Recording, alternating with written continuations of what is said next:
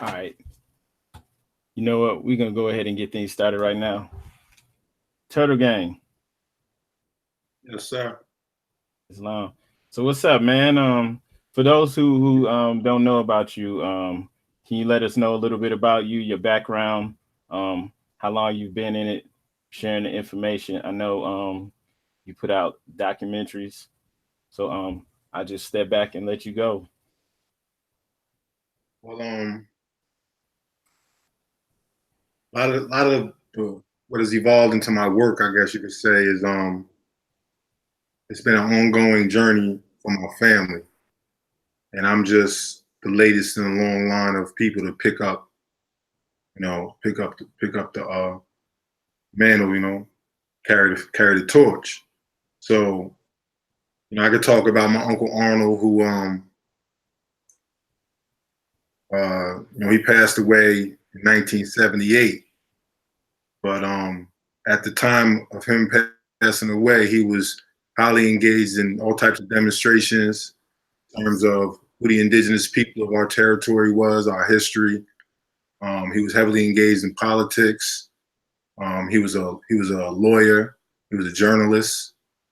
My family owned one of the first what is labeled as African American newspapers, right? We owned a newspaper in mid 1800s. We started a newspaper, you know what I mean? And the newspaper was named after my great great grandmother, who was a full blood Lenape woman. Her name is Inelio, but it translates to Echo. So the name of the newspaper was called the Echo Press. Um, we still have all of it on microfilm. So I'm just saying this to let you know that this is something that has been a part of our family's tradition, going back to uh, our indigenous period. My family is on record. Yeah, so like you didn't just jump on this like 2 years No, ago, like most people. yeah. Call from Magic Appreciate Miami. it. All right, okay. Continue. Sorry. So Call from Magic the Miami. information that speak on is information that's been gathered and handed down for generations, and not just within our own record, but within town records. Compiled from town records, deed, you marriage, birth certificates, things of that nature. There's been multiple books written about my family. See, my family, we uh we are on record as being the three oldest families on record in what you call Monmouth County, New Jersey. Now you have to understand that Monmouth County, New Jersey was the first legal settlement that was not a an outpost like New Amsterdam was an outpost. What was before New York was New Amsterdam. It was a Dutch outpost, right? Prior to what we call Middletown in the territory that we now call New Jersey, there were no settlements. The very first settlement was Middletown, New Jersey. Middletown is located on the northern side of the Navasink River. Southern side of the river is Red Bank. That's where my family is from. That's where we've been since they started recording records of who the people are in the area. So, we know where all our burial grounds are, things of that nature. We've been putting people in the ground on record since the early 1700s. Like we got, we got stones to prove it. Like it's not no, like this is not something where I'm saying I'm asking you to believe me. I could take you to these places. I could show you these things, put my fingers on them, hands on. So, it's not so much about me, how long I've been doing it. It's how long has my family been doing this. And, we've suffered losses. A lot of land been stolen from us, acres and acres of what you call the Jersey Shore, which is prime real estate. We're talking billions of dollars worth of Yeah. resources, you know what I mean? And currently to this date, my family, we still hold 92 what is called Indian deeds. Wow. Now people can go into a book, they can pull up, they can Google something and say, well, an Indian deed is this and this and that. And they can tell you everything they want to say, what a deed is and this and that, but they can't produce it. Yeah. See what I'm saying? Yeah. My family can produce them and the history. So, you know, we have too many people that are learning history via history books, which is great, but history book don't record things, you know what I mean, as they always occurred. And a lot of times you got to be able to reach back and touch things, you know, pull things out your past. So when I speak on my family history, we have the ability to bring forth our tribal regalia that's been in our family for hundreds of years. You know what I'm saying? We have the ability to take you to places where our elders gathered, you know what I mean? And what we would call it a shaka maxim. You know what I'm saying? So like, it's just, you know, I hear a lot of information being put out there, and I put my life on it that most can't produce tangible information outside of, you know, a book somebody wrote. And what I'm trying to show people is that if you research your family history, you're gonna find things that ain't been recorded in the general study history book. You know what I mean? You're gonna find things that okay. Islam, can you hear me? Can you see me, bro? Islam. Islam, can you hear me? Can you hear me as well? Yeah, we can hear you. We can see you and hear you. Islam, okay. All right. Hey, everybody. Islam. Peace. The brother TurtleGang was going to go ahead and continue, brother. Peace, brother. I'm sorry. So yeah, you know, I find myself in a position to, you know, kind of normalize the conversations that are going on, and you know, this is what we've been doing. Like I can show you when my uncle was, like I say, he was heavy involved in politics. So we all know that we all at one time were the Republicans, and we were the landowners. So it came to a time when the Republicans got infiltrated, blah, blah, blah. You know what I mean? More of the Europeans came in, and that's when we decided to become Democrats. You know what I'm saying? I can show you the initiation of that in my territory via my uncle. You know what I mean? Via our newspaper. So, you know, we talk about, Mr. Broadley was talking about, you know. 1 second, brother. You breaking up. Yeah, you're breaking up. Okay. Yo, if I put in headphones, You can hear you guys will be able to hear me, right? Yeah.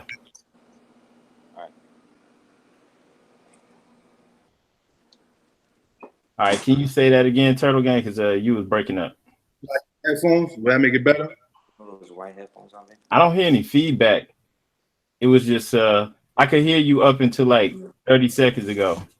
I don't know if you did something different. So basically, I'm just in a position, along with my family, you know, we're in a position to kind of put information out there that'll help normalize the conversation and center people more so on the actual family history and start getting back to what's going to tie you back into the actual nations operating in Europe.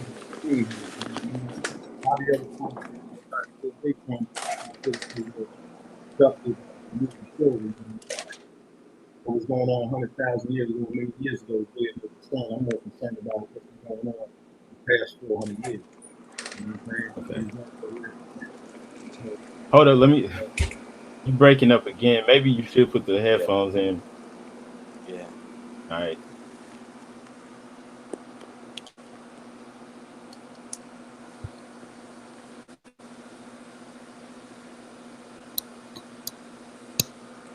You can hear me? Yeah, that's better. That's better? Way better. Yeah. Okay, so as I was saying, you know, just, you know, following in the footsteps of my ancestors, you know what I mean? I've been blessed. My family's been blessed. You know, we went through a lot of hardship, but, you know, we're still here, and we feel as though it's time for us to more or less, as they would say, come out of hiding. You know what I mean? A lot of our families went into hiding, went under different identities. Yeah. If he was light enough, he was white. You know what I mean?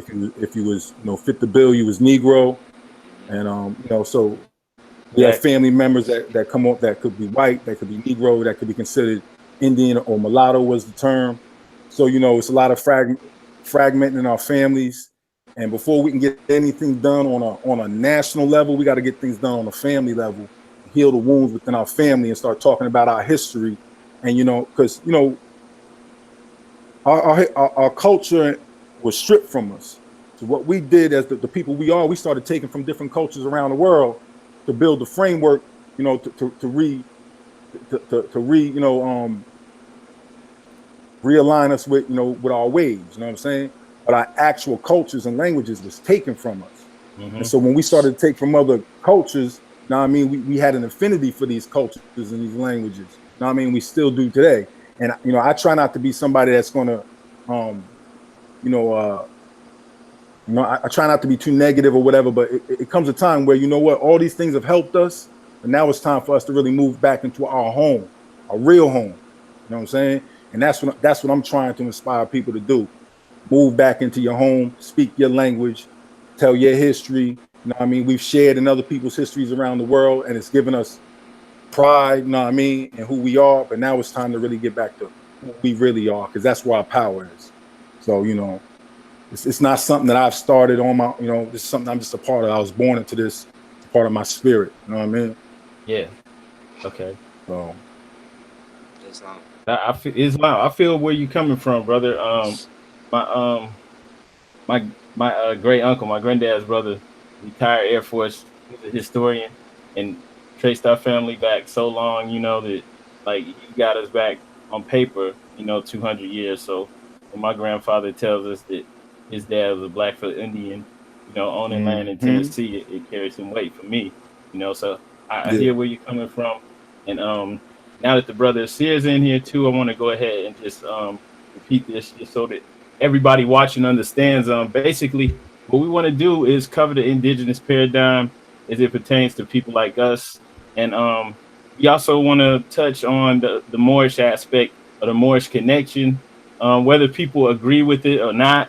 You know, because there's a lot of confusion going on around there. I mean, a lot of people coming up off of memes, off of YouTube.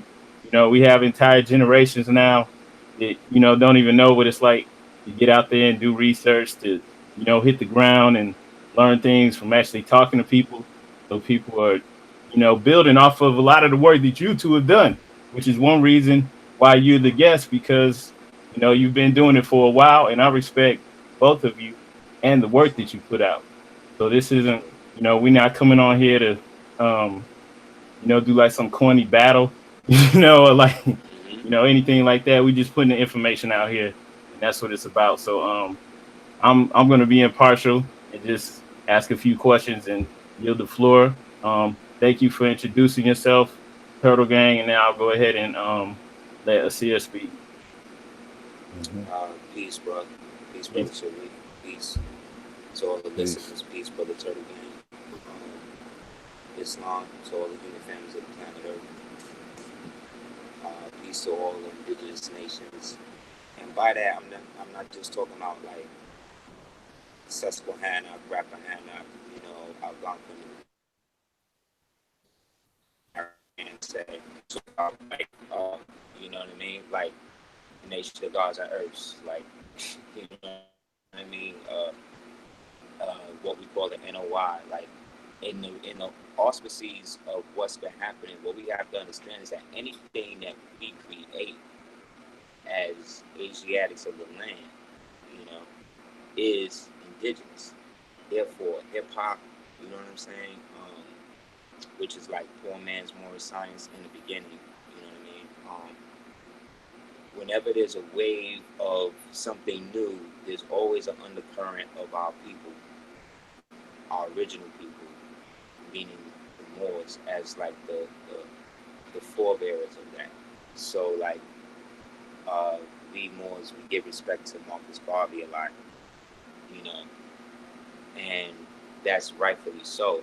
But remember, after Garvey wound up, and they wound up trying to break up the UNIA, you gotta understand, like, where did all of the Garveyites go? Like this is what, when the brother was saying we gotta learn our individual history, like, this is why a lot of us, I think, are at odds with each other, because we don't understand the through line in history, because we're looking at it from the perspective of a linear path, when history, as well as creation, is more like a wave, you know? that crests and rises and breaks at different points, but it's all still the same way. You know what I mean? So our ancestors, for instance, didn't separate past, present, and future. You understand what I'm saying? We looked at it like we were in the eternal now. You dig what I mean? Like we were in an eternal moment of creation that's perpetually within the mind's eye of what is the supreme highest self that we, let's say, call Allah. So in that great wisdom, things happen in succession. But when you don't have the eyes to see, you just think they are random. So I bring that back to people like Marcus Garvey, who established the UNIA and got so heavy with it that his own people, who again, some being indigenous, some being foreign, worked with the enemy to shut that down. But then even in the despair of that, a lot of those people were able to go into the Moorish Science Temple of America, you see what I'm saying, at the time, because that was the only other real artifice that was actually moving people towards a national agenda. But the way that we were given history, those of us that know, like most of us ain't hear about Noble Joe Ali until we became somewhat adults, teenagers to adults. You understand? But we heard about everybody else. Why? Because as the founder, in my opinion, as well as my research, as basically the first one to say that we was always here, and that we was not, that he was also the one that made the difference between, like I grew up, they were talking about slave masters, but when you read what he wrote, he was talking about the slave holders. You know what I'm saying?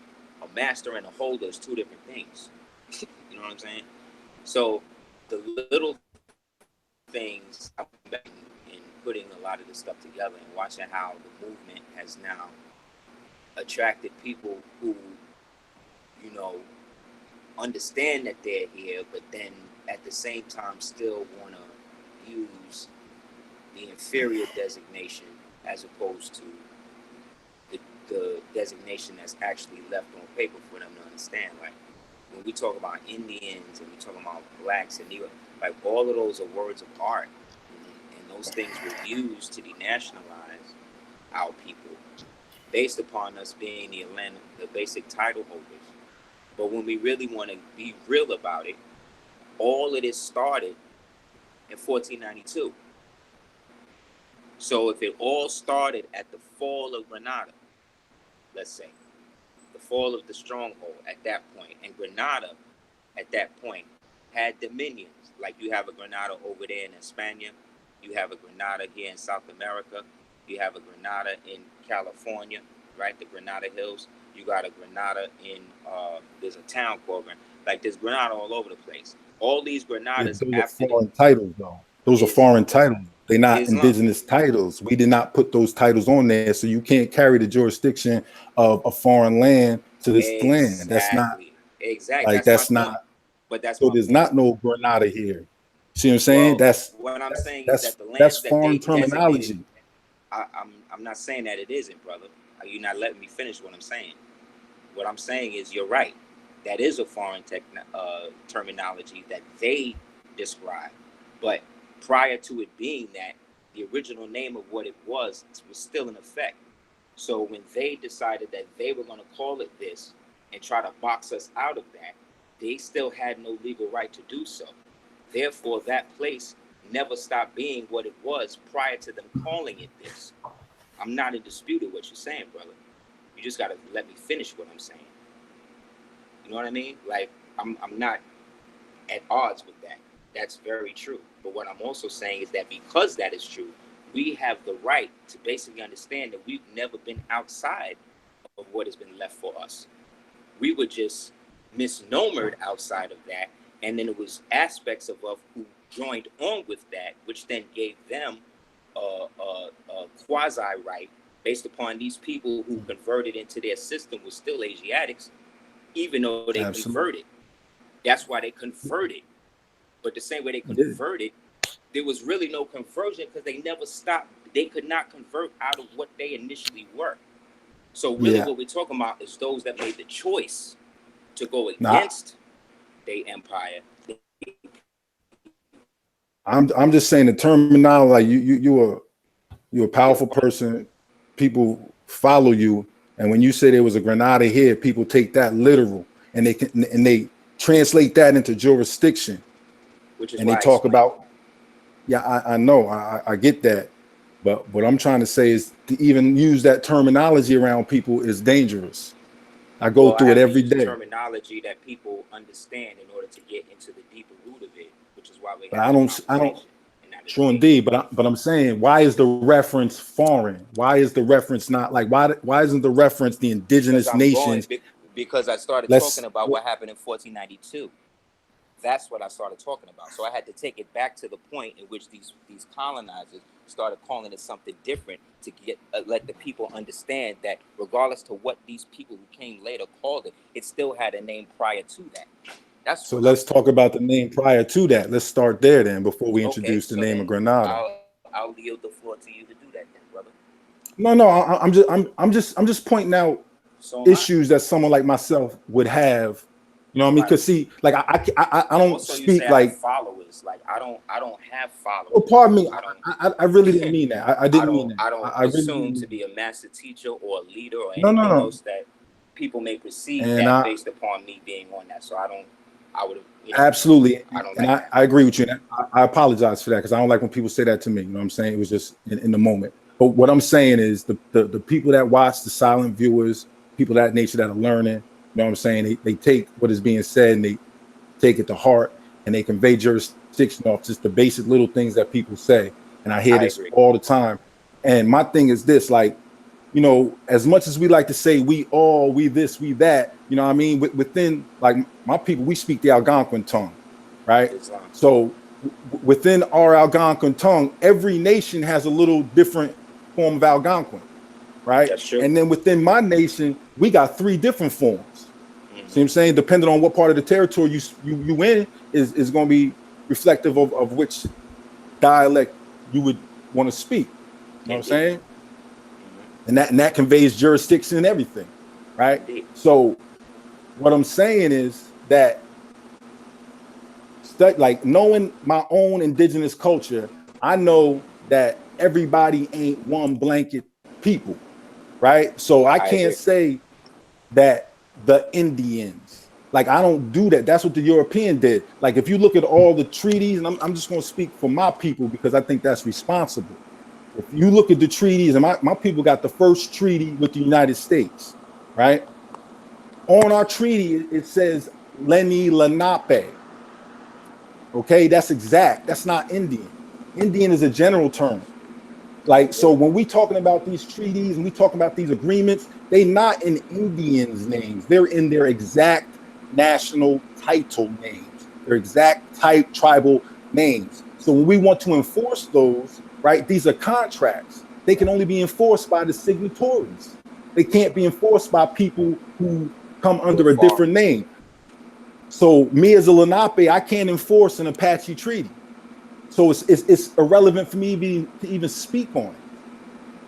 You know what I mean? And I'm finding our people are speakingly not even connected to, and it causes confusion. This is why I say I'm not saying we need to get back to our people to separate, because when you understand indigenous cultures, like my people, we was called the Shapamoring, or we was called the Navasink, right? Those titles were locations.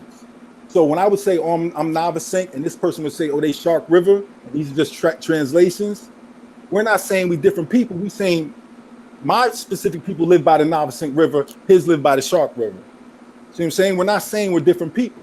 So even when we're talking about tribes and this and that, unless you understand the language and what's really going on, the perspectives that we have, which are foreign because we're born into this world from a foreign perspective because we speak in English, we've grown up in this world. If you're not rooted in these things, you're not going to understand them until you actually walk amongst them and are part of it. That is with any culture in the world. So a lot of the concepts that our people are dealing with, they all foreign. They references are foreign. Everything start with over there. Exactly. I'm saying that's the problem. I'm saying we got our own nations, we got our own languages, We got our own languages and our own histories, and we need to start here. And then when you want to work the other information in to say, okay, well, boom, because like I could take you to Europe, to library in Europe, and you can look my people up in the libraries there. You know what I'm saying? And you're gonna find probably more information over there about over us there than you're gonna find here. Than you're gonna find about here. But when I'm saying my people, I'm saying Lenni Lenape, and I'm speaking of a specific territory and a specific history. See what I'm saying? And I just feel like our people, we too general, and this general stuff is just gonna cause confusion, because what it does is makes the next door neighbor think he can come into your house and lay in your bed, and he can't. You know what I'm saying? We can live next door to each other for 30 years. You still can't just enter into my home and lay on my bed. You know what I mean? There's a jurisdiction that must be conveyed, or we not civilized. So when we start talking about we can do whatever we want, no, you can't. No, you need. There's a jurisdiction for every territory, and I don't know why people don't recognize the jurisdiction.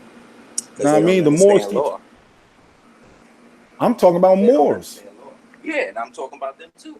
A lot of them don't understand law. Yeah, like they've gotten into a lot of them. Like what I'm also understanding more, like I'm not in contravention to anything you're saying. So just so you know, I'm not in disagreement or disharmony with that. What I find in my thing is that I get a bunch of people who have, like Brother Sharif said, who were grown up on the YouTube, on the internet. So they don't really go to libraries. They don't really order real documents, certified documents from Library of Congress, different, museums, things like that, to actually read what these things are saying.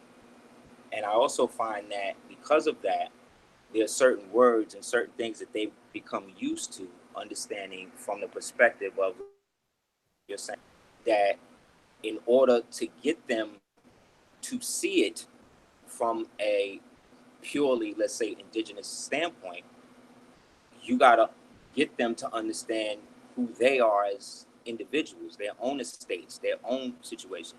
But a lot of Moors are so, and when I say Moors, I'm talking about whoever, melanated people in general. Melanated people, I have no problem with that.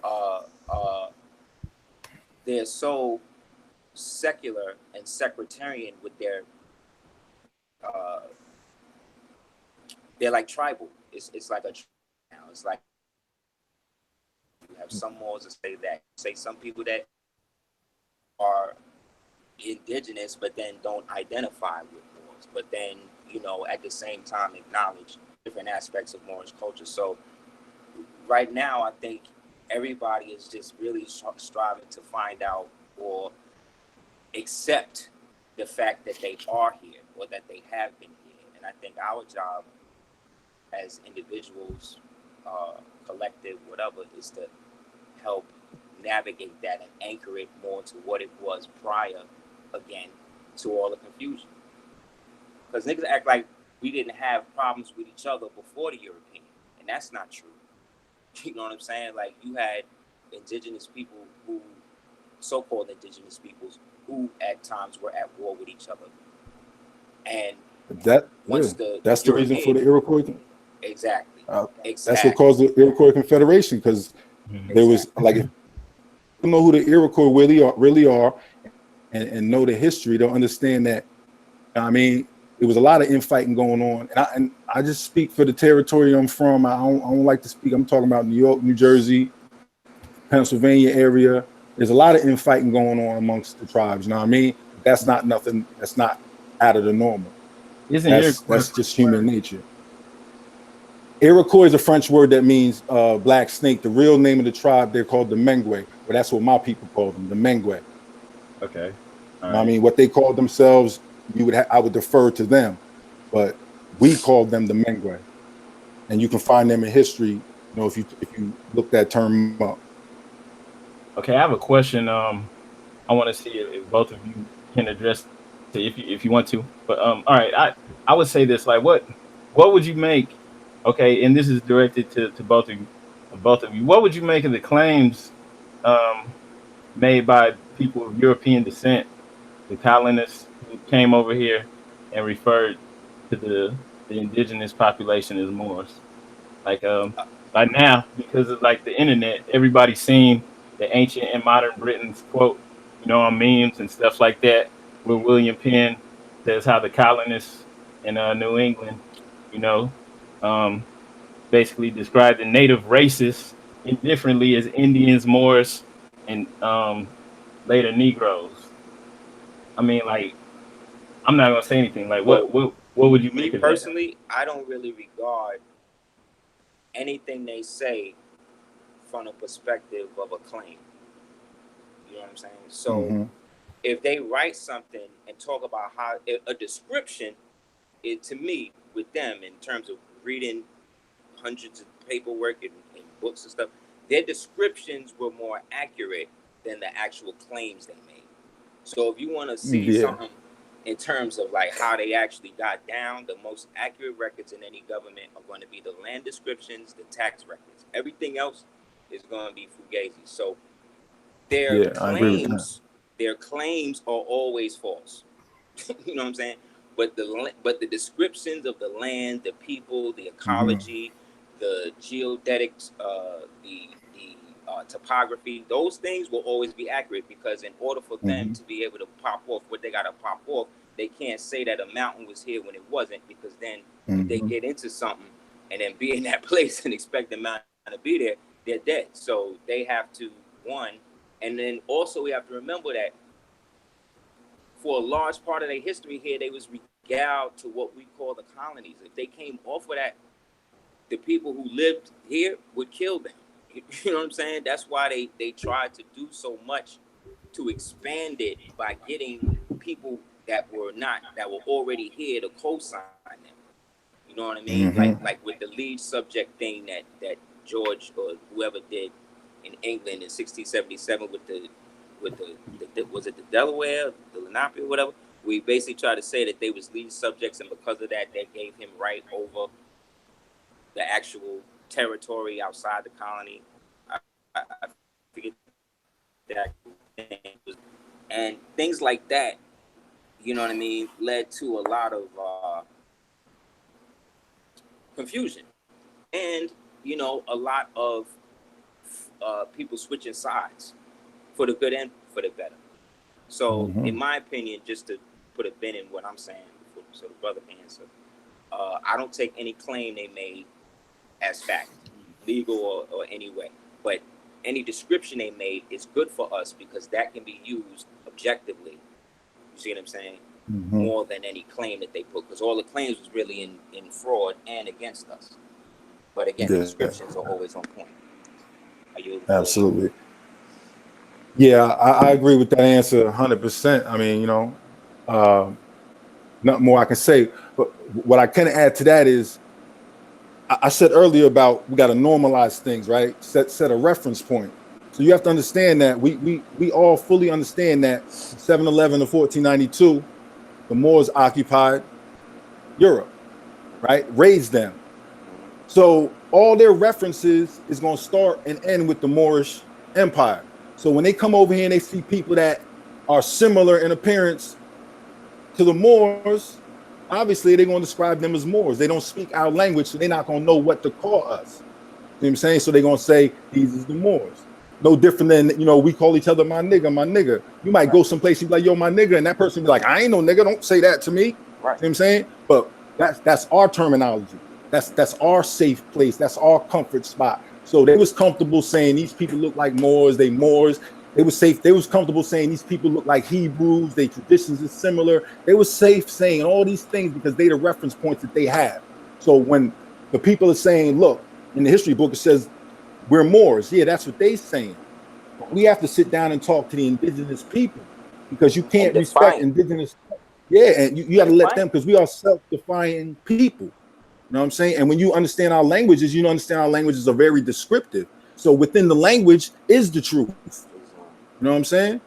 Because you can't, like, as the brother said, when you record things that's going to benefit your people, you got to record them accurate. You know what I'm saying? So when we deal with our history, like, we've recorded our history accurate. And, I know this is a little off topic, but in terms of translations, a lot of people think a lot of this information was translated by Europeans. No. English was easier to learn than all languages. We were scientists. Many of us spoke our own dialects of our own language, and then if you was a part of an upper part of the tribal community or the community, you would be able to speak other foreign languages, even Arabic, for Moorish, those who came into Latin. contact with people who were doing trade from them regions. Mm-hmm. So the European was barely literate. English is a barely literate language, right? We spoke multiple languages. So a lot of the translations that we get are our people translating our languages into English, right? So this is something like, because it all come down to descriptions, but we understand descriptions are not identities. Nope. That's They're we get functional. caught up. They're yeah, exactly. You know what I mean? So we have to Functionaries stop. of an identity. We have to stop using descriptions as identities and move forward. But the identities do unify us. Indeed. You know what I mean? Indeed, because there's accurate records. I mean, there's records of the Moors, the so-called Moors. See, like when I say Moor, right, like everything else, I'm speaking of it from the perspective of the inclusive. So when I look at a picture of Selassie, let's say, right, you ever seen that picture of Selassie with the gold crown on? To me, that's an Ethiopian Moor, you understand, in a gold fez. But to a Rasta, you understand, that's a crown, you dig what I'm saying, of his king. But I'm looking at him as another archetype of the vastness of an empire that we all inherit. And that based upon wherever system we as autochthonous or those of us that were already here, we represent an aspect of humanity that was for the past 527 years dejected to allow other nationalities, in a sense, to do their thing based upon whatever karmic cycle, or I mean, there's a lot of different people who have a lot of different feelings as to why things happen. But regards to what happened, we are now the result of all of that, in which now, as the true possessors of the land, things are moving towards an octave where we now have to clearly define what it is we are doing as individuals, as estates, as communities, as tribes, clans, whatever we're going to do. Because the way that things is going, the United States as a occupying government, which is all it really ever was, because technically it forfeited its right to existence so many times that it's allowed though, but that also allowed us to get to this point. You understand what I'm saying? Like the books that we read in now to come to these conclusions and the things that we've done individually existed before we was here. So that means the other elder scholars that came before us and all of that, they read the same information and whatever. But for whatever reason, they chose not, you see what I'm saying, to let it out to the point where we could clearly delineate ourselves and clearly define our path as a distinct identity or distinctive identities, from the soil, from this hemisphere. So everything has been about trying to get us to abandon the estates again and go across somewhere else and adopt a foreign identity. Meanwhile, for instance, we put a bow in it. The chick who just won the French Open, the thing with Serena and all that, I just did the knowledge to this. She was born in, her mother was Japanese, but the father's household was Haitian. You know what I'm saying? He ran a Haitian household. And that was cool. It was Haitian. She was Haitian of Japanese descent until she won. Once she won, she became Japanese. See what I'm saying? Why? Because nationality-wise, the public perception is Japan is at a higher echelon than Haiti. You dig what I'm saying? But it was the Haitian nationality that actually infused the so-called Japanese, right? To put her in that position. Because you can never, I don't care what you do, a recessive can never dominate a dominant gene. And obviously, his genes were dominant in the ascension of this person. To the point, today, Moors, I'm at the park with my son. I seen like 5, 6 white families with their daughters at the tennis court going in, like real talk, like I'm seeing how everything is moving towards our original archetype being in the supremacy seat again, and everybody else that's not down with that having to now substantiate their existence here, which again is going to that 2020 census thing we was talking about before. Okay. Yeah, definitely want to hit on that with the 2020 census. I mean, how do you feel about it? For people that don't know, 2020 census will ask Black people about their exact origins, Black and white people, and I mean, like, you know, it's crazy, especially for this to be happening right now. You know, we know nothing's happening by accident. So, well, you have to understand that whole movement right now is being initiated by fauna. You know what I mean? And they've done a lot of work, you know what I mean, behind the scenes for a long time making this stuff happen. You know what I mean? I was at the actual meeting with the United States Census Bureau. You know, it was in Manhattan like 2 months ago, and they've been developing a relationship with them for a long time, and they are actually the Narragansett tribe is actually the template that they're using to move forward. So, you know, this is something that, like I said, a lot of our people don't understand that governments move quietly. Like, you may not know that there's governments on the land, but they're not out here on YouTube. Now, my government, we the Sand Hill Band Lenape Cherokee, right? We have the longest uninterrupted government since the arrival of the colonists, meaning my government has never ceased to exist on this land. You understand? Have we fallen at a wayside? Have things, you know, not, are we not doing things the way we need to be? Yeah, absolutely. You know what I'm saying? But our government still stands. You know what I'm saying? We never dissolved it. Like for the past 30 years, we've been in a situation with New Jersey because we are actually the oldest indigenous nation in New Jersey, and the other three Lenape families or nations that are in the state, they actually came into here and then in 1970s. So based on our traditions, they don't have jurisdiction. Jurisdiction is conveyed to us. We grandfather, right? But the issue is we the people of the land, and we highly connected. These other tribes migrated here. So when you highly connected and you the keepers of the land, and you got people in these grounds, you're gonna deal with things differently. So there was something called the Tennessee Pipeline, which is still an issue now, similar to Standing Rock, right? Tennessee Pipeline wanted to bring the pipeline through New Jersey, bring it out to like Perth Amboy area, ship frack gas over to Asia. So what people don't understand that is in any civilized government, you don't see this, but all the corporate governments have to go to the indigenous nations. Right? You know what I'm saying? And they have to sit with them. This happens in Africa. It happens everywhere. They'll call those people that don't agree with them in Africa warlords. You know what I mean?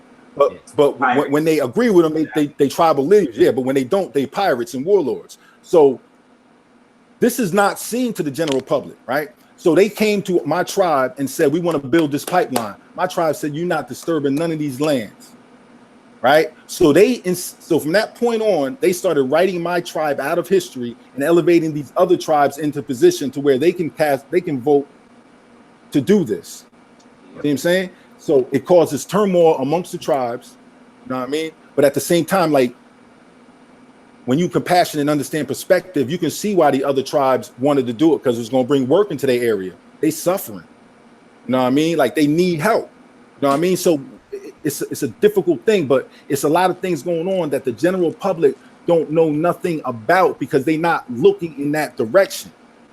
And this is what I mean when I say we got to start looking at ours, because there's stuff going on right in our territories that affect us directly, and we not even focused on it. And it's like, yo, we need to rally behind the indigenous governments that are in place, bring the knowledge that we have and offer it to them, right? And then what they're going to do is they're going to give you a hand up, because there's places that are like, there's nations that are recognized. And I ain't talking about federally recognized to where the government control them. No, I'm talking about state recognized tribes. And the reason why the state is forced to recognize them, because the state has treaties with these tribes that predate the state even existing. See See what I'm saying? So we don't need recognition from the federal government. The federal government is made up of the union of states. So if the states recognize you, that just means you're not going to get federal money, but you don't want federal money. Because once you get federal money, it's a wrap. Yeah, you want what's due to you. You want what's due to you based on your agreements and your treaties with your forefathers that your forefathers made, and those treaties and agreements are made in your national names. So when the prophet says you got to nationalize, he's absolutely right. But you guys take it a step further than where people are resting, because you'd have to produce treaties, right, in any of these general titles, and you can't find treaties like Indians and such. It's going to be such and such specific, and then Indians. But that's just a general term. You got to find the specifics of enforcement. And I'm not talking about federal laws, because you can go into a federal court and fight the law using the law.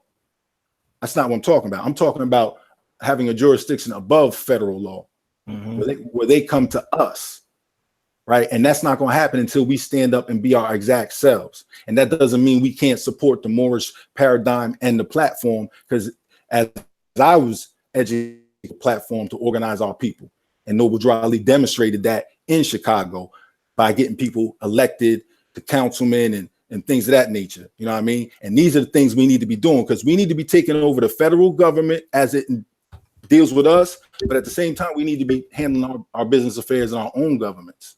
You know what I mean? We have the right to be dual citizens in our national government and participate in this United States government and do commerce. And that's what we need to start doing. Like, we need to start participating, but under our own national titles, and doing equal trade with these people and enforcing our rights. But we need to be able to do that under our righteous and our national names. So this is where I agree with the Moors in a lot of aspects of what they teach. And I just feel like we have to take it a step further. You know what I mean?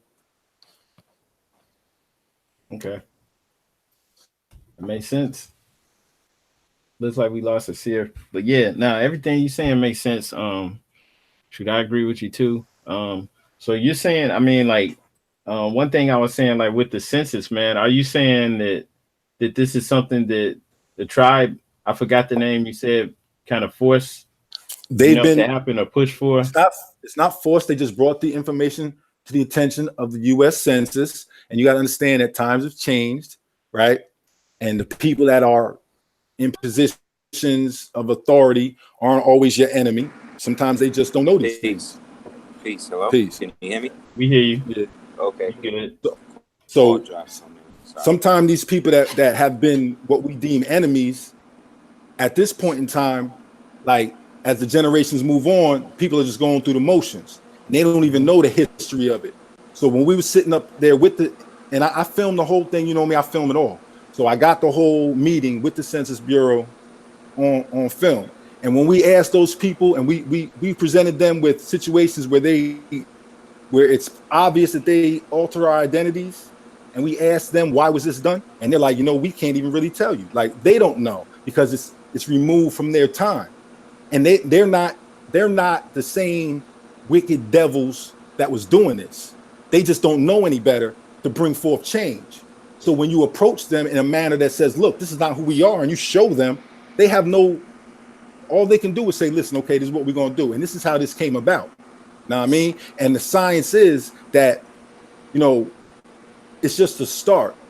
It's a way of getting back on record. And once you deal with 50 more people that make a claim to be something, and they have a common ancestry, they will start viewing you as who you say you are.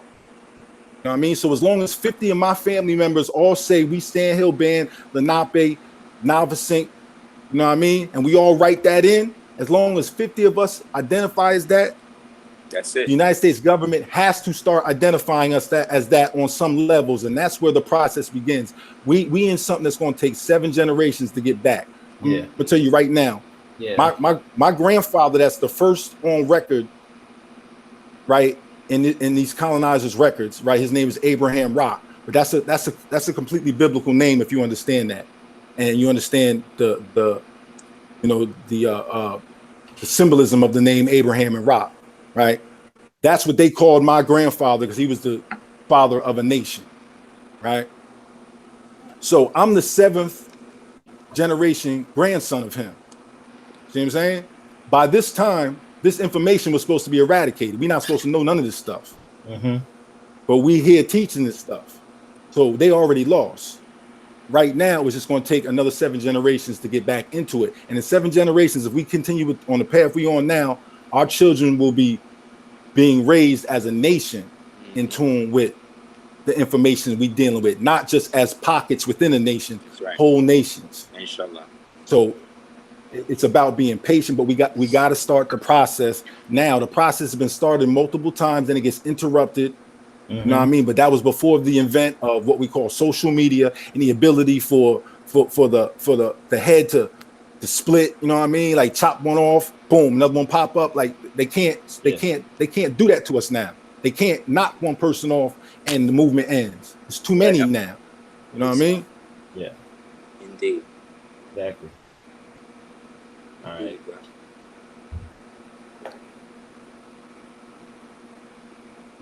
Yeah, so my thing, like Aseer, I don't know if you remember.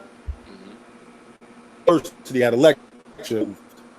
I approached you. I saw you had a turtle in your hair.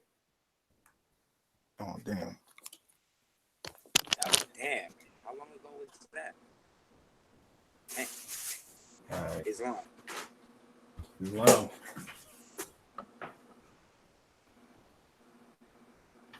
Yeah, man. Growing up, my peoples was or are based on my grandfather. They were Labries, and the Labries were in Louisiana, in a place called Montville County, and I traced it back to his father, and there was so many. That marriage between Anna Maria and Luis created such a thing in terms of like the expansion, I think, of how many different people could now come over here and become or marry into indigenous families, you know what I mean? And then assume the identities that it created. I think all of the, like, as going through not knowing who we are, all of these ages, I'm starting to look at it now as a means of being able to procure almost the best of all of that. Because nowadays, when I see people from so-called foreign lands or whatever, and I'm inhabit, they, like in a lot of their lands, our archetype now, like how we appear now when we be inhabit, or just like our picture, like over in their countries, like they got statues of us that look just like that.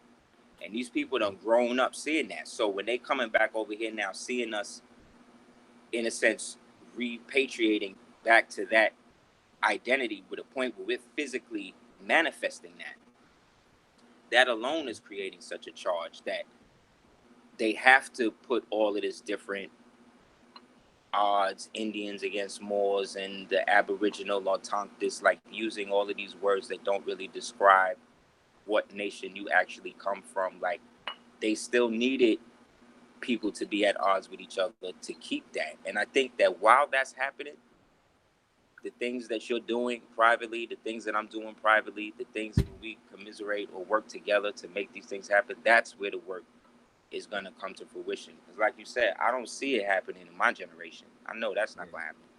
So, because out of our generation, the people we came up with, how many people are even on it like that? I don't mean like people we came into it once we was conscious. I mean those of us who always had this burning desire to be free that a lot of us have not cultivated and have allowed to become exploited by. You know what I'm saying? So it's one thing when you actually are talking about it, but then when you actually working and you are establishing, like you said, indigenous and a truly indigenous government that really, like I'm saying, never stopped. That's the irony. I had a Moor talk to me about how he was taking him to court to denounce his U.S. citizenship and all that. And I was like, but brother, according to their document, you never was a citizen to begin with. So how could you denounce something that technically you never was? Yeah. Just like how can you try to go back to something that you never really was out of? We just, as they say in the Latin, went into interregnum, which was a time of recess. And that time is up. Yeah, I'm seeing everything change to the point. Trump and them put out this thing, said anybody from the International Criminal Court try to arrest them, they're gonna arrest them. You know what that means? You understand what I'm saying? Yeah. You understand? That's the International Criminal Court in their arena. That's the dudes that put out the thing on Ratzinger where Francis had to take over the Pope shit. So for him to put it out like that, that's like a declaration of war to the international judicial system. People think this is like some regular steez. Like, nah, this is they are ice. Then they came out of the Human Rights Council. You understand? Yep. Because the Israel connection, again, which is really Lord Balfour and them from Britain, that's them trying to, again, extend the control of that. Then I read something where the EU was talking about merging with the African Union. You heard about that? All of this is them trying to treaty up with each other in this de facto system, while those of us with the true allodial titles now are consolidating. It's a direct response if you have the eyes to see it. You know what I'm saying? But most of our people are so caught up in the internet, you know, weaponizing of information that we lost sight of that, I think.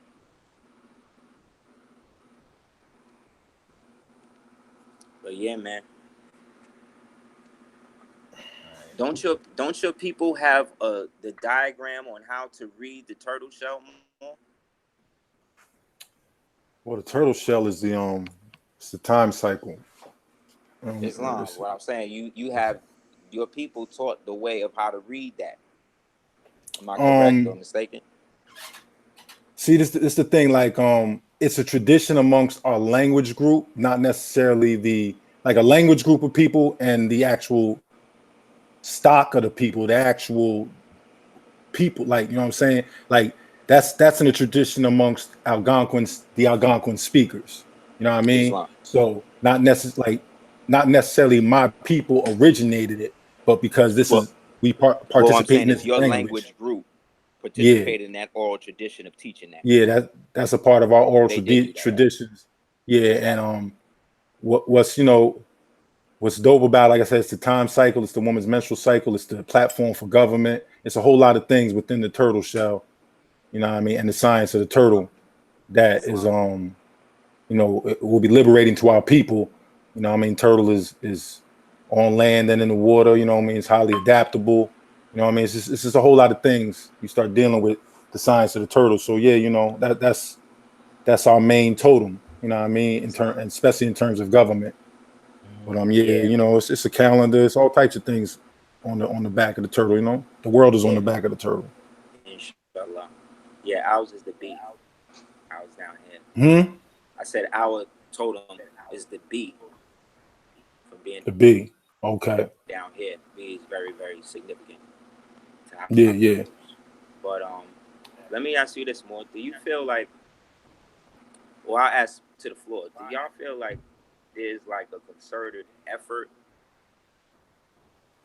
to purposely create this? I mean, we know it is, but I mean like a specific effort to blur the lines or keep the understanding of how the so-called Moorish lineage and the so-called First Peoples lineage that was here, who at times historically intermarried. Do you think that is being purposely obfuscated? Because I put in a petition to get some documents from Spain specifically on that, and I found that there was two types of treaties that they were dealing with. One type was called the secular treaties, and that were the treaties that were governed between the so-called Moors, who had family relations with the indigenous people that they referred to as Indians that were on the land here. And then at the fall, Spain stepped in as the third party, you see what I'm saying, to then seal those treaties and then create the new fake joints based upon them saying that because they fell over here and y'all was related to them, we now have the right to do such and such over here. So I'm waiting to see how they write back. My question though is, do you think that there's a specific thing to block the understanding of that right now amongst our own people? Yeah, absolutely. What you're speaking on is when, see, you know, it's a lot of history that our people think they know or have some idea of, because a lot of this stuff we're taught it in a real spooky way, and I'm just being real with it, yo. A lot of things we're taught to kind of, they teach us don't take it on face value, but a lot of things, man, we forced to take on face value, right? But there is a relationship between the indigenous, the Americus nations, right, and the Moorish nations that is absolutely hidden. And if this relationship wasn't hidden, a lot of the fraudulent claims that are made by different Moorish groups would not be made. Now, what I'm speaking on is there are 6 ancient treaties. Now, this science has been hijacked by Europeans just like any other science. Now, I mean, so you can find this science online, but it's going to come from a perspective of Europeans who have rewritten it. Now, I mean, but there's 6 indigenous treaties that create international law, right? One of those treaties covers Moors and Hebrews. And that treaty allows the Moors and the Hebrews to come to the Americas. That treaty loosely is called, it's called the Seal of Solomon Treaty, and it's why you will see certain Indian nations with the Seal of Solomon in their regalia. This treaty sits in New Mexico. One of the capitals, like when Noble Drew Ali says we had dominion or empire stretched across, it's because they had what we would link to the Moorish Empire, or an offshoot or a division of Moors, did have a treaty, and I can tell you who the treaty was signed, who signed the treaty, right? They did have a treaty with the Pueblo Indians, which allowed them to come there. So your empire does exist here, but it doesn't have jurisdiction over the complete land. It's more of an embassy, right? It's like a outpost. You have a state, right? Where you have a state government and a federal government. They dealt with like the international trade and all that, going back to the Phoenician time.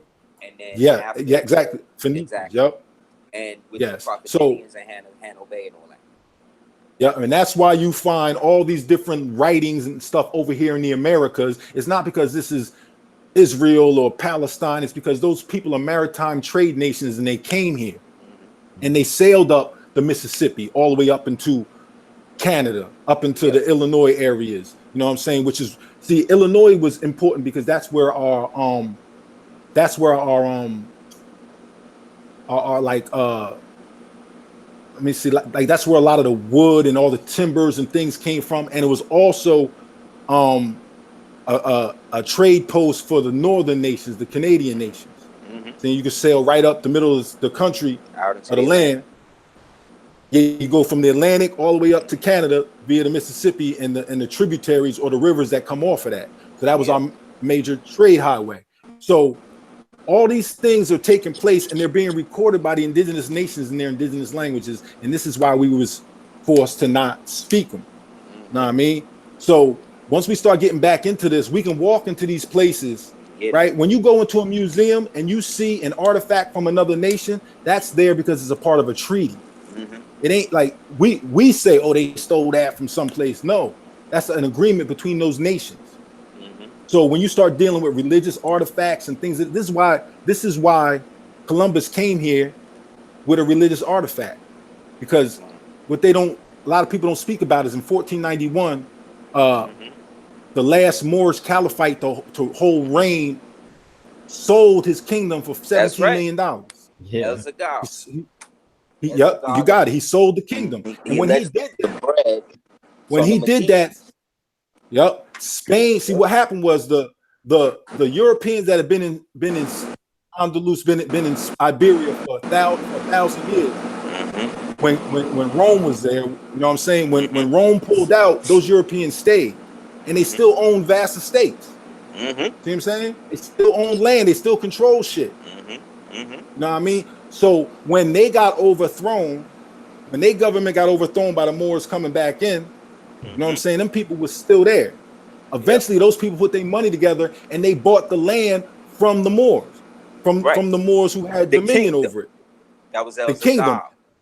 Right. At that point, they now were responsible for all the treaties that land represented. And what people don't understand is that the Iberian population and the North American population are family. Right. We related. That's right. We've been traveling back and forth across. See, this is another thing. Like if you follow a large group of sea turtles, they'll take you straight over to Europe. That's right. Straight over to the British Isles. And you can follow them on canoes because they so big, they create so you don't need no big boat. You can do it in canoes, just stay with the turtles. They showed you that in Finding Nemo, man. Yeah, there you go. So we have been traveling back and forth between what we call the British Isles forever. Right? And here in North America forever. Exactly. That's where Nova Scotia come from. Nova Scotia is New Scotland. And they the ones that invented hockey, right? Yep. Well, yeah, they all that come from up there. And this is why you have certain scripts that can be related to what was going on in what we would call Kemet and stuff like that. It's related. Right. It's not the same. It's related. You know what I mean? Way, but this is because, not to cut your wisdom more, the same way if I live, just so the people can understand it on a modern context. Same way if me and you was cousins, right?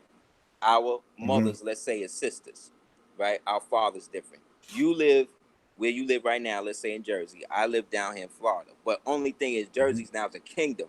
Florida's a kingdom or dominion. You dig? And then in that, the same way I will go up north in the summer, you know what I mean? Or when school was out, the same way I would go up to that dominion, that kingdom, and then build with the Moors there, and then vice versa. In the wintertime, you would send the youth down here. And then in that, this is how we was able to keep the peace and keep the familial ties, but have everybody maintain their own jurisdictional thing. That's why I say people understand your name. Our names, the names we born with, they English or this and that, but essentially, these are not European can come and necessarily give you these names. These were things that was passed down to us that represented the so-called tribe that these people married into. Exactly. Which had a tribal connection. So if I was John Smith of the Moorish clan Bay, I was, let's say, Smith of the Taratagi or the whatever Cherokees of the Moorish clan of Bay. So this allowed me now to international travel through the international stuff that these Moors is dealing with, because the dominion here is so splendor, we would never leave. That's why everybody else came here. They still come in here. They got their own country, but they still come in here. Exactly. So it's and the that's the thing. Go ahead, Mo. Like we definitely are. We definitely are interrelated. You know what I mean? We've mixed in. Like I go through this all the time with on the topic of the what people would say the Delaware Moors, right?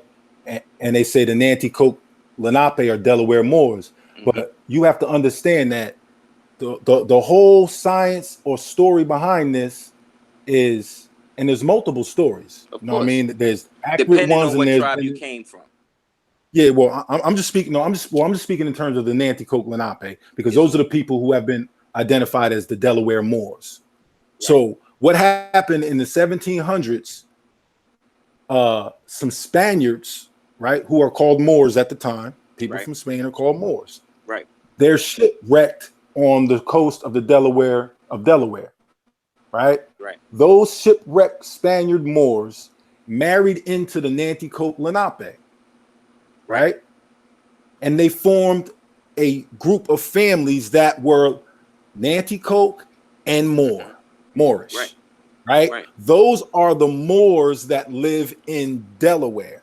Right. That is different than the Lenni Lenape, who are called the Delaware. You see what I'm saying? Called that before these guys came even in arrived. 1600 times. Exactly. Exactly. So the Lenni Lenape are not the Delaware Moors, but Delaware Moors are a division of the Lenni Lenape. But they have no, yes, they have no jurisdictional you know what I mean? Like they're not over the nation. They don't have any authority. Yeah, they're just, their authority comes through the Nanticoke. Right. Now, because their traditions, they were so unique of a people, they developed their own community. So down there, you had a community for people of color, for Moors, and for Indians. Yeah. And they were all family. Yeah. You know what I'm saying? All family. But they got 3 different schools. Yeah. You know what I'm saying? Because people are unique and people stick to their traditions. So at this current time, there is a community in Kent County, Delaware, of Moors, real Moors with tradition and history that go back, and their Nanticoke. It's 300 of them though. That's not a whole nation. No. But what Moors will do is they'll learn about the Delaware Moors, they'll half read the information, and then they'll run with it. Now, on top of that, I had the opportunity to sit with the historian and the chief of the Nanticoke Moors. And I asked them the question, and he answered the question very thoroughly. I got it all on film because that's what I do. I will share it with the people when the time is right. But he fully explained that Moor was just, first of all, the way we look at the term Moor now is not how people looked at the term Moor back then. It wasn't as like, we have defined it in such a manner that it misrepresents back then. You know what I'm saying? So they understood it had a different connotation. It was a connotative, as opposed to denotative. Right now, we like, it means this. No, it was fluent and meant many things at many times. So people understood this. So when he explains to me why they called us Moors, they called us Moors because the town that they settled close to us, they called Moorstown. But not because it was Moors living there, because the person that founded the town, his last name was Moor. Was a Moor. You know what I'm saying? Exactly. Now, he might have been a tawny, light-skinned Moor or whatever, but it wasn't because the Moors found it. If his last name was Brown, they'd have called it Browntown. It just so happens his name was Moor. Because of the history that we know of the Moors. Because the Europeans can't get around their Moorish history. No. You know what I'm saying? And they brought that history here and it intermarried with ours. But we have to be specific when we talk about these interrelationships. Because we're not, and we just specifically they went in. Yeah, which tribe specifically, just like with the Hebrews. We got to be, which tribes did they specifically intermix with? So these are the conversations that need to be had, and then we can iron out all of this stuff. Because I love Moors. I studied with Moors. I was saying earlier, Aseer, when I first, I'm from Jersey, so obviously very familiar with New York. For my people, it's all one territory. That's the first temple. It's all one. Yeah, you know that. So it's all one territory, and that temple was in the same town that our headquarters was in. You know what I mean? All this concurrent. Matter of fact, it was down the street. Our temple was in East Orange. I mean, our office was in East Orange. The temple was in Newark. Islam. So when you know the area, that's the same area. So So when I first started, coming across the information, I'm online, I'm seeing people building. I'm like, oh, okay. And I'm hearing niggas building. I'm like, all right, I got something I can add on to this. You know what I mean? I see niggas is in Harlem, niggas is in Brooklyn. I'm like, well, shit. This is this is Canarsie, this is Mascoota. You know what I mean? Like, this is my people's tribal land. I need to add on to these builds. So I came up, I relocated to come jump in the water, to you know what I mean, to add on. And that was right around the time you was leaving. So we had met. That's right. I see you had a turtle in your dread. So I'm like, I gotta holler at this brother. You was only the one brothers of all the people I could identify with. You was when I told you I was Turtle, you knew exactly who I was. When I told you I'm Turtle Clan. When I told the rest of these people who I was, they had no idea what Turtle Clan was, let alone what Turtle Island was. That was a new science to these people 10 years ago. And I'm just being 100. Right when I met you at that time, I had just come back from the Shinnecock powwow. And that's my people. Striving to show and the next day was like Labor Day or something. So I was able to get all of that and show the juxtaposition of how the same thing we doing at the powwow, same thing they doing at Labor Day, all of that's connected to the Moors. Boom. Then I saw you, and like I said, you had the it escapes me the thing, but it was a turtle. And then you was like, yo, you know, I was like, yeah, the I had the turtle, necklace, blah, blah, yeah. blah. You had the necklace, that's right, Mo. Yeah. And then I was like, yo, that's dope, Mo. A lot of these Moors don't know that they actually from here. They was Muslims first. And you was like, nah, Mo. And you told me, you was like, nah, I'm gonna show them. I was like, do that, Mo. And here we are. Yeah, so you know, it took a moment, and you know, a lot of people take it like I'm anti-Moor, and I'm not. You know what I mean? Like I said, I'm one of the few people. I've done multiple documentaries on the Moors. I studied under Temple Moors. I studied under independent Moors. You know what I mean? My uncle was. I don't know if you're familiar with Nature L. Bay out of Asbury. Yes, sir. But, yes, sir. Out of Asbury. My uncle was instrumental in getting that. My uncle was the nigga getting drugged through the streets for years, setting the tone for what they was able to do out there. You know what I'm saying? So, you know, I came up in the 80s. My uncle also, his teacher was Sun Ra. So anybody that know anything about Sun Ra, and that's exactly. where I grew right around the corner from where his community was in Brooklyn. In Philly? Right on Kingston on Brooklyn? Avenue. Okay. Nah, the one in Kingston Avenue where he was staying over there. Okay. Yeah, he used to stay different places. So yeah, you know, they used to have study classes in my uncle's basement. My uncle's home, which is the home I pretty much grew up in, it was a temple. It had an 8-foot scarab beetle on the outside. You know what I mean? We had Kemetic artwork all throughout the house, Native American artwork, you know what I mean, all throughout the house. It was a temple because my uncle was on the Moorish degree. So when I tell people I'm not new to Moorish science, I grew up bearing witness to this. Mfudisi and all these people that is in the city now, the elders, I remember them when I was a child. I got books from Mfudisi when I was a kid. You know what I mean? I could show them to you from 92 with his signature on it. So I'm not new to none of this. We just, like I said before, my family is a family that we went underground. Like right now, my family, they worry about my safety because I'm putting this information out. But I'm like, we've been hiding for long enough. And it's too many people out here. Like they using our history to misrepresent this truth, and we can't. If we sit by and allow it, we just as complicit, and we're not helping the people. You're doing what you're supposed to do more because you're doing what. Absolutely. Like I got to a point in my studies more where it was like, okay, I'm done with. I got tired of referencing the dead, and it was like, okay, if this is going to be about the living, then how does this equate? If I am what my ancestors were then, today, with no break in lineage, you know what I'm saying, and understanding of that, then I should be able to apply what they had as an estate to my life now. And in doing that, I found that once my personal family estate, once I did my family tree and found out what tribes on my mother's side and then on my father's side, as far back as I could get it, where that intersected with the so-called Moorish Empire, and then me marrying a descendant, like my queen, her last name is Cordoba, her father's name is Cordoba, her father's father's name was Cordoba. He's going back, we can trace that back to Hakam the First over there. But after now that's important. See, not to interrupt you, but this is what I'm talking about. Like, you really can trace yourself to those people, and that's important. You know what I mean? And that's like, I honor that. I respect that. You know what I mean? Islam. But that's not me. Like, that's me meeting this woman. Yeah, but it's marriage. Telling me one day, right? But what I'm saying is, in the aspect of it being like bigger than us, and us realizing that the only way this is actually going to function now is if we now turn this into establishing good government. That's why I see a lot of the protection that you have now. You're taking it to the next level.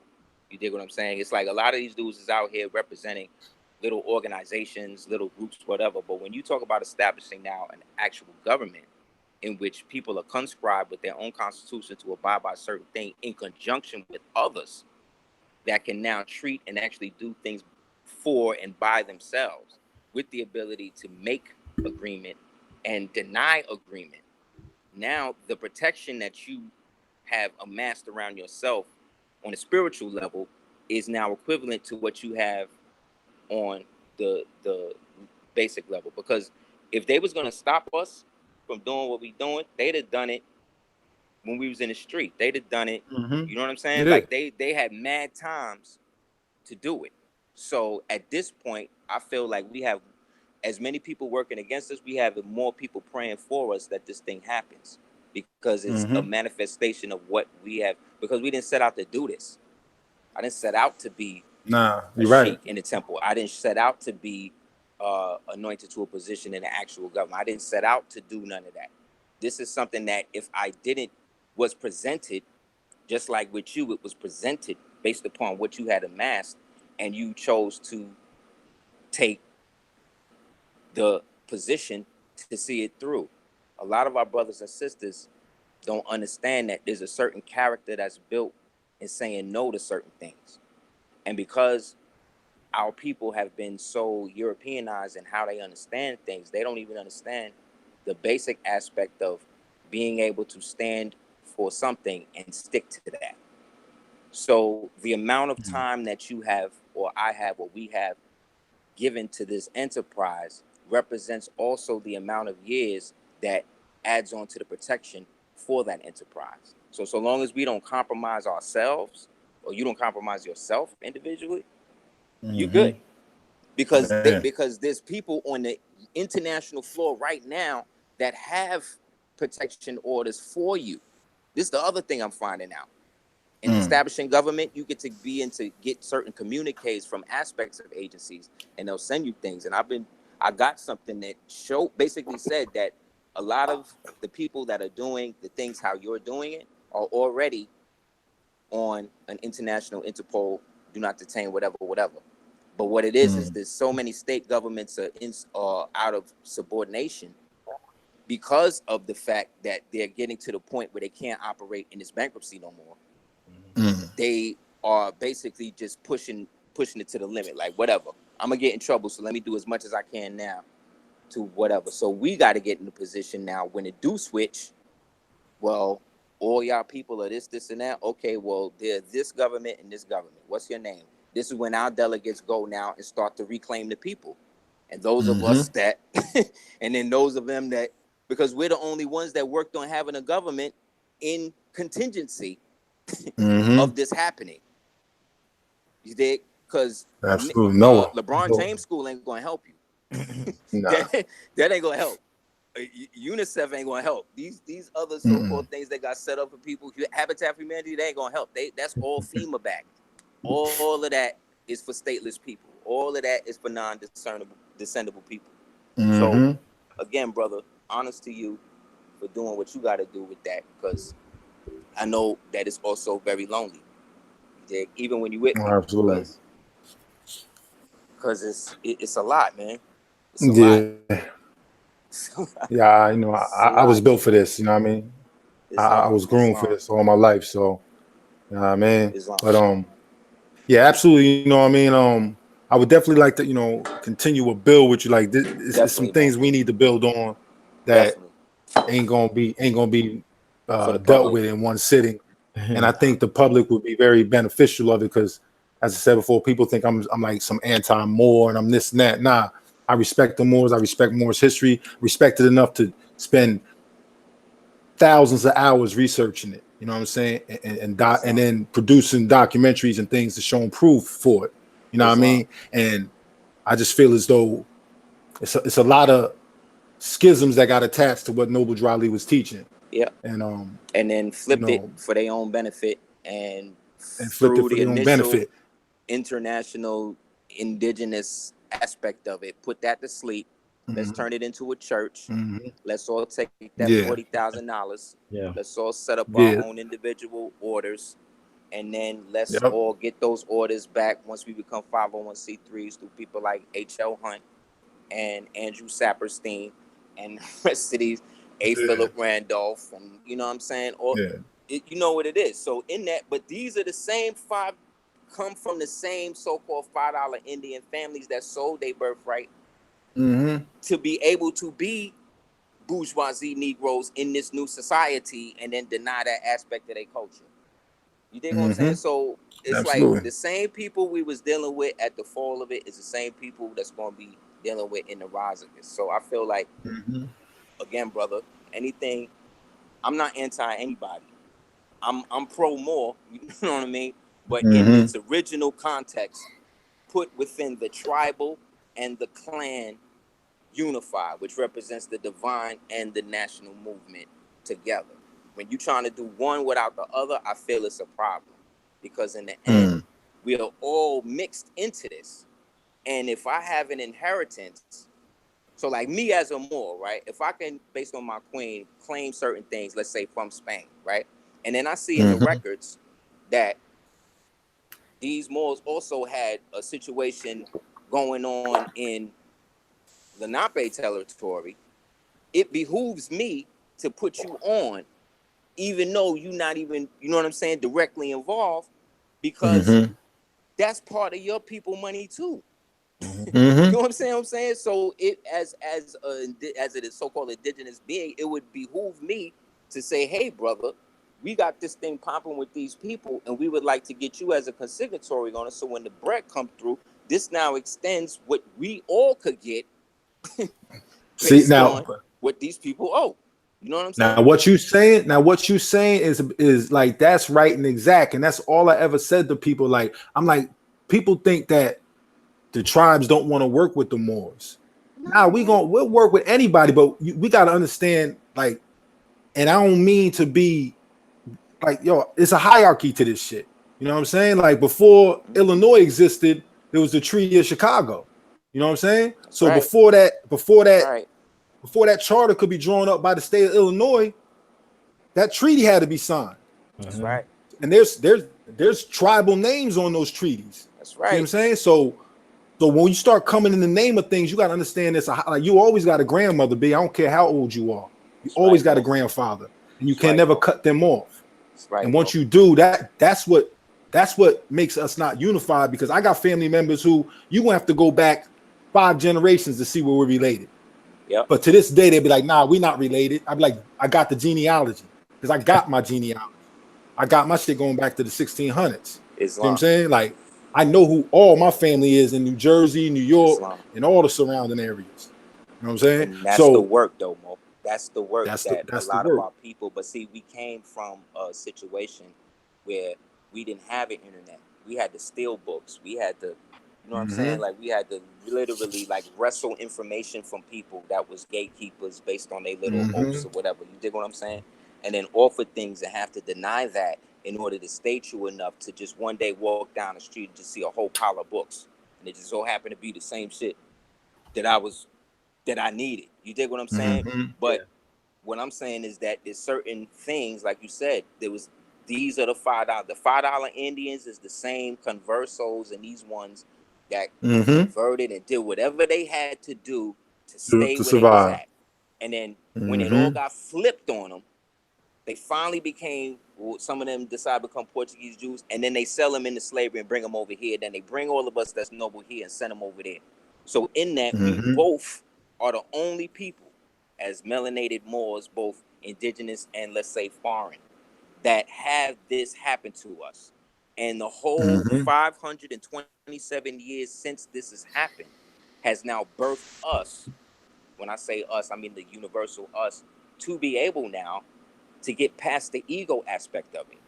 I don't want to be under no other Moor's jurisdiction neither. How about that? And I'm a Moor. But at the same time, I don't want to be under anybody's jurisdiction. Other than you want to be under your own jurisdiction. Other than the higher self, which again I refer to as Allah or whatever. But on earth, I want to be in unit with people where if something happened with my nation and my government, I have the ability to look to my side, my right, and my left and say, even though this Moor may not wear fez, and even though this Moor may not do this, we're all unified because we know that it's us against everybody else. It's and like this. We good. That's the purpose of Moorish nationality. That's it.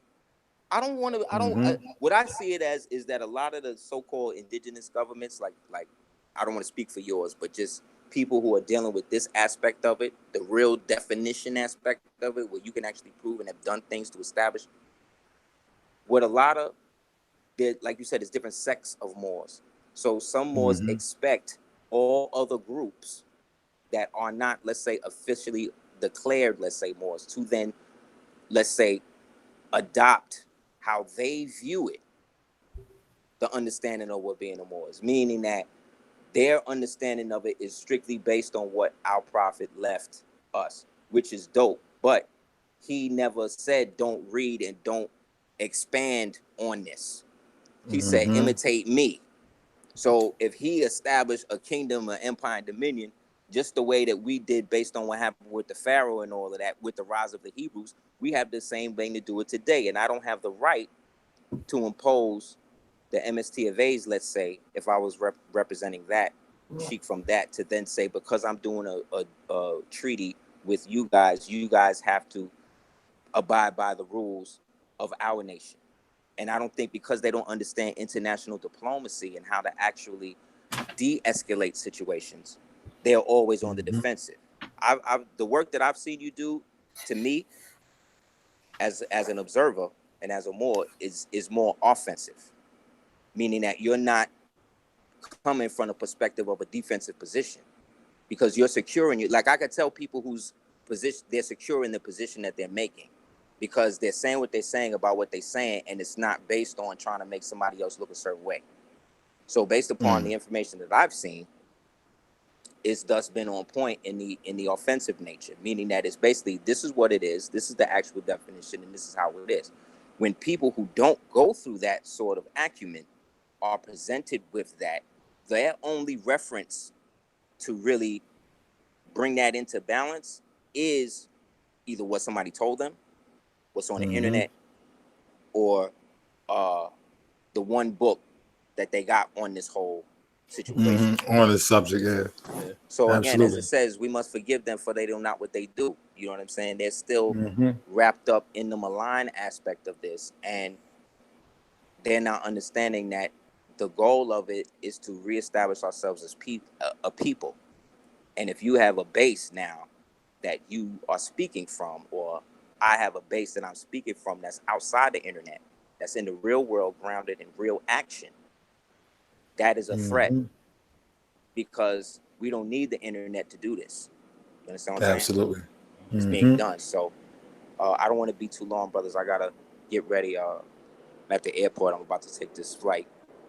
So I definitely want to say peace to you. Sorry, I have to cut it short. Sorry. Hold on 1 second. That's no problem. Islam. All right. But again, thank you for having me on, Brother Sharif. Thank you again, brother. TurtleGang. Please give the brother my email or phone number, whatever, and then inshallah, we could definitely build, man. And this is a lot of work. I see it has to be done. So I appreciate what you've been doing. Indeed, brother. Well, going to walk in Kumaki. Wanishi. Islam. Right. Islam. Peace, Sharif. I'm gonna holler at you tomorrow. All right. Thanks for coming on. Islam. Islam to all the Moors, human families of planet Earth. All the Muslims. Right. Peace. Peace. Yeah. Cool, man. So I think that went well. Yeah. I'm glad we were able to build, and keep it positive and get some real information out, because the main thing is like I was saying before, I mean, I'm guilty of it myself, of sharing memes and things that we see online. And it's like, you can't even get a source on it, and people are spreading it. They're not doing any work or research. And then, like you said, with people not even understanding their own, family background, or understanding where they're coming from. So, it's a lot to it. It's definitely no need for any division. I mean, it's time for us to come together. That's the order of the day. That's what everybody's feeling, right? I mean, I can't even understand why anybody would be in here on some, division, trying to break things up. So, I mean, we have a common oppressor. You know what I mean? We have too many things in common to be fighting amongst each other. You know what I mean? All the oppressed people of the world. And that's where the unity has to lie within what's right and what's wrong. You know what I mean? Regardless of what we call ourselves, what our history is, we got to start dealing with what's right and what's wrong as nations and as people, and start treating each other with respect. Nation to nation, individual to individual, husband to wife. You know what I mean? So, we doing the work. You know what I mean? We doing the work, yo. I feel like today was a good dialogue. You know what I mean? Very respectful. And No, I'm definitely appreciate the build. Yeah, that's what's up, man. Yeah, so yeah, the feedback in the room, the same thing, man. It was a good build, a golden build. So I appreciate it, and yeah, I appreciate you. Thank you for coming on, and thanks for sharing the knowledge, putting out the films, man. We all appreciate it, man. Much respect. Yes, sir. Let's do this again. You know what I mean? Definitely, man. All right, cool. All right, so Peace, on that note, we're gonna go ahead and end things, man. Make sure y'all share it. Hit the share button if you enjoyed this, and hit the like, share button. And that's it, man. Y'all tune in. We'll do something else. We'll run it back. All right, peace. Peace. Peace.